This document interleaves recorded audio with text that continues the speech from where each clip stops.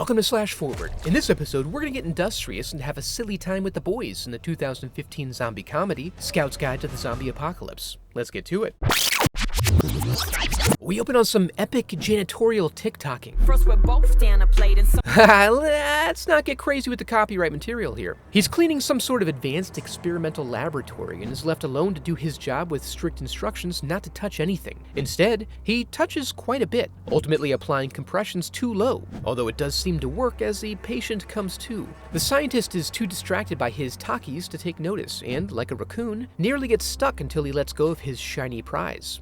Oh man, that could have ended poorly. We then transition to his scout recruiting promo and learn that the troop is even too lame for one of the lowest ranking members of the AV club. No matter, this is a day of celebration as the gang prepares for a campout to celebrate Augie receiving his Condor badge, the highest honor bestowed upon a scout in peacetime. We learn shortly after that Carter and Ben have been planning on ditching scouts with the hope of improving their social status, but their conversation is disrupted by a maniac stag. They find assistance in the form of Carter's older sister Kendall, who views Ben as a little brother type while she makes his pants explode, and her boyfriend Jeff, a real hetero dude. Ben is momentarily troubled to see the indisputably dead deer has vanished, but this is a mystery for another day, as Carter scores them invites to the secret senior party. Meanwhile, troop leader Rogers is scouting out a campsite and identifying Scat when he hears a strange noise. It ends up just being Nature, and then he stabs Nature in the eye before getting necked by a zombie. This results in the boys finding Augie alone, assuming the lack of supervision to be a part of his Condor test. They commence to finishing camp in a distinctly party-like manner, including a variety of hijinks and the deepest shithole you've ever seen. Over the campfire that evening, we learn that Augie's deceased dad used to be the scout leader, resulting in his commitment and their willingness to maintain these traditions.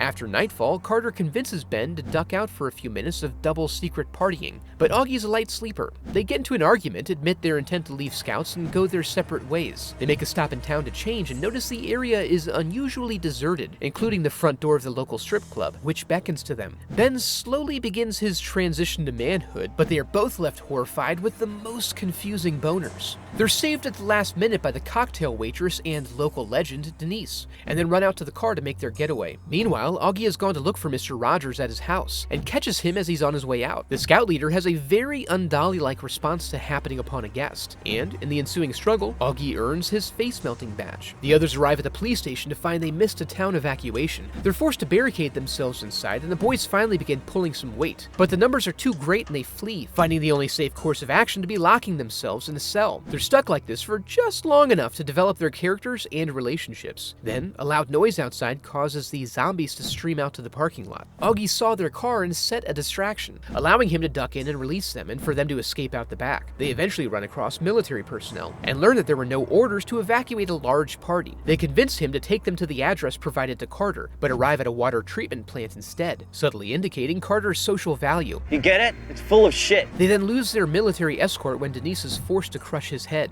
Although unable to raise anyone on the radio, they do hear that there's an airstrike scheduled in a few hours. They drive to Carter's house to search for Kendall's diary and ascertain the location of the party. In a quiet moment upstairs, Denise encourages Ben to go for it with Kendall and helps him find his balls. Meanwhile, downstairs, Carter and Augie both patrol the perimeter and reconcile, and then are confronted by Carter's mean old neighbor who doesn't pose much trouble. However, the noise attracts an abundance of unwanted attention. They begin to bounce their way out sans diary until it pops out at the last moment and Ben grabs it before joining the others. They creep into the neighbor's house looking for a calm place to review the diary, and the house is relatively clear, except for the zombie cats, which end up chasing them to where they wanted to go anyway, so no big deal. And from that location, they bust out. After determining the location, Denise rides off to get help while the boys enjoy a rousing speech, upon the completion of which they summon the combined power of their 47 earned badges and have an epic hardware store montage. At the party, we learn the outbreak has found the seniors, but before it turns into a bloodbath, a whistle reverberates through the air announcing the scouts' arrival. Clad with their improvised implements of destruction, they promptly engage in the act of spreading brain matter all over the dance hall. They heroically lead everyone out, staying behind to prevent the survivors from being followed. As they run out of ammo, they're forced upstairs where they find a dearth of exit options. So Augie whips out a giant bomb, and as he struggles to light it, a non-suicidal option is revealed. Augie sets it and forgets it, and they find their way out into the parking lot as Denise's military backup arrives. The movie then ends on a positive note, with Carter forced to accept Ben as his sister's new lover.